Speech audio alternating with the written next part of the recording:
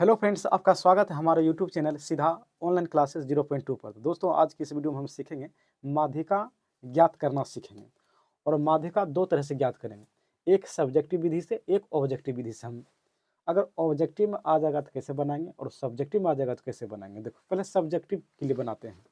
देखो, प्रश्न है कि 7, 3, 5, 8, 6, 10, 9 और 12 का माध्यिका ज्ञात करें। तो सबसे पहले हम आरोही क्रम में से सजा लेते हैं। तो आरोही क्रम किसे कहते हैं? तो आरोही क्रम कहते हैं यानी कि छोटा से बड़ा, यानी छोटा से बड़ा अंक। ठीक। और जब रोही कहेंगे बड़ा से छोटा अंक, छोटा से बड़ा। तो पहले जितना छोटा है उसे हम यहाँ चुन लेते हैं शब्द को, अंक को। देखो, सबसे छोटा अंक इसमें कौन है? तो कहेंगे सबसे छोटा अंक 3 है। 3 के बाद कौन सबसे छोटा अंक है? तो सबसे छोटा अंक 5 है। 5 के बाद कौन सबसे छोटा अंक है? तो 5 से बाद उसके बाद 6 है। 6 के बाद देखो तो यहाँ पर 7 है। 7 के बाद देखो तो 8 भी है। 8 के बाद देखो 9 है। 9 के बाद देखो 10 है। 10 के बाद 11 है। 11 नहीं तो 11 नहीं, लेकिन 12 है। 10 के बाद क्या है? 12 है। अब देखो, मेरा अंक जो है आरोही क्रम में सज गया है। अब इसे गिन लेते हैं। 1, 2, 3, 4, 5, 6, 7, 8 यहाँ लिखना है। यहाँ n के मान 8 है। 8 है जो सम संख्या है। कौन संख्या है? सम संख्या है। अगर विषम रहता उसका अलग सूत्र होता है, अगर सम है तो इसका अलग सूत्र होता है। सम है तो यहाँ लिखेंगे माध्यिका बराबर, देखो माध्यिका बराबर सूत्र होता है 1/2 n/2वां पद प्लस और n/2 + 1 वां पद, यानी कि ये होता है। अगर विषम संख्या रहता, तो लगाते हैं n+2 और +1 पद लगाते हैं, मगर यहाँ सम संख्या है, इसलिए यह फॉर्मूला लगाए हैं। देखो यहाँ पर अब 1/2 जैसे के तैसे बैठा दिए यहाँ पर। देखो n का मान, तो n का मान कितना है? 8 है, तो 8 बैठा दिए यहाँ और 2 से भाग दिए। ये इतना पद हो गया।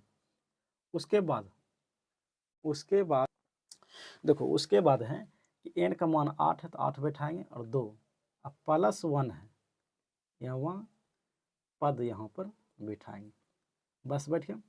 अब लिखेंगे यहाँ पर 1/2। अब देखो 2 से काट कितना बार में करेगा? 2 से 4 बार। तो यहाँ लिखेंगे चौथवा पद हो गया।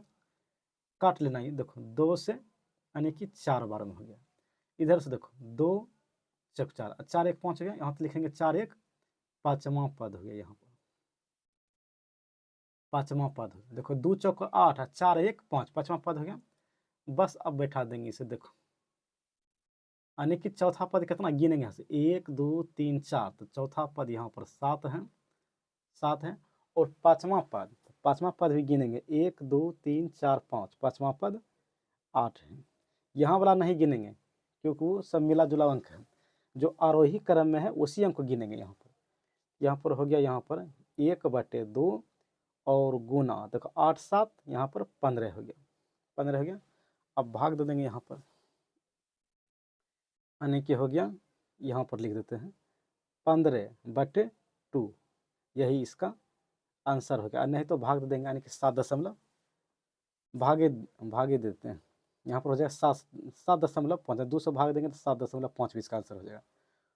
और देखो इसका शॉर्टकट तरीका भी। शॉर्टकट तरीका क्या करेंगे? इसका शॉर्टकट तरीका हम यहाँ पर बना देते हैं। यहाँ पर इस साइड में हम बना देते हैं शॉर्टकट। अगर ऑब्जेक्टिव में आ जाएगा तो कैसे बनाएंगे? यहाँ पर देखो,